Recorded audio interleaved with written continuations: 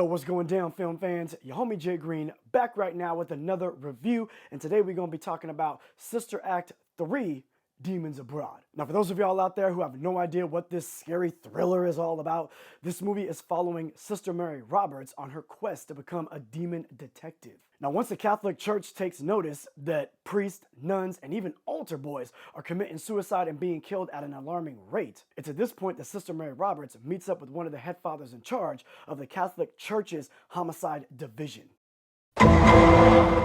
And he tells her that these murders don't appear to be sporadic. They actually seem to be heading in one specific direction. And now it's up to Sister Mary Roberts and the de-aged Sister Mary Clarence to throw on the habits, lace up the combat boots, grab the crucifix, and show this playful demon who's boss. God, bitch. Now, in all seriousness, having seen the first Nun and really not being a fan at all, I honestly had no hope for this one. But then I thought about 2016's Ouija Origin of Evil and 2017's Annabelle Creation. These are two films whose original origin story installments weren't really received very well from critics and or fans. So in the face of the opportunity to improve on what came before, and of course with some pretty cool premises set forth, the studio took another chance on those characters and came out with a win. Much better than the original installments and pretty damn good in my personal opinion. So hoping that's the same thing they might actually accomplish with the Nun II, I decided to give it a shot. I'll definitely say that it was better than the original for sure, but not good in my opinion. Now, I'm not going to take y'all into any deep story points for the Nun II, but I will say that this film does tie kind of nicely into the first one in a way or two, and if you were someone that enjoyed that original 2018 Nun movie, you're probably really going to dig this one. What I do really want to touch on is what did and didn't work for me. So what actually worked? Well, number one, this movie has a great look and vibe to it for sure. Definitely has moments when it's super creepy and takes the opportunities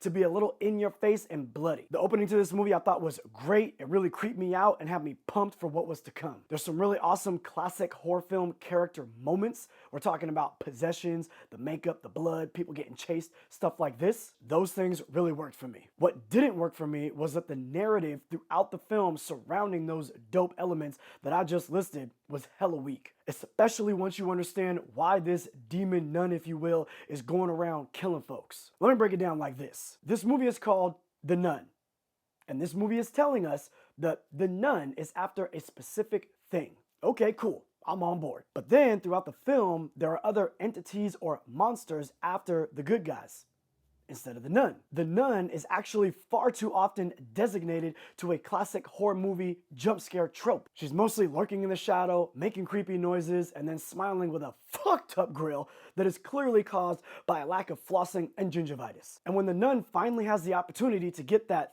thing, as cliche would have it, she just ends up wasting time and giving our heroes constant opportunities to escape or defeat her, making me wonder what the hell is she really trying to do here. Also, the nun is fighting with the power of Satan, literally throwing these two demonologists slash detectives through walls and windows and ish. And after smashing through walls and glass, they just get up talking about ow and then keep it moving.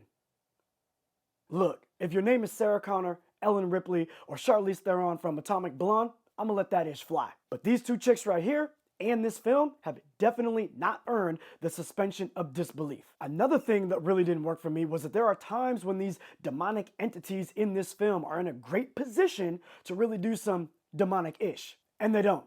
There's a really dope-ass scene actually where this one demon situation is in a position to like rip this chick's head off. The movie set her and her friends up to be the dicks of the film that are perfect fodder for a situation just like this, where we need a killing just to know how deadly these demon entities are. And nothing happens. Look, if you ain't even gonna fuck with the people that have it coming, then why in the world should I think that these demon entities are even a threat to the people we're rooting for? After that scene, when everyone is running away and they're just barely getting some scrapes and bruises, I feel like the movie purposely removed all tension and suspense. In closing, the first and the second Nun films surely did not work for your homie right here. The second one was a little bit better than the first, and if you are a fan of the first, then you're probably gonna dig this one, like I said, up at the top. But in the end, I encourage y'all just to watch the first two Conjuring films if you're really looking for some great nun action in your life.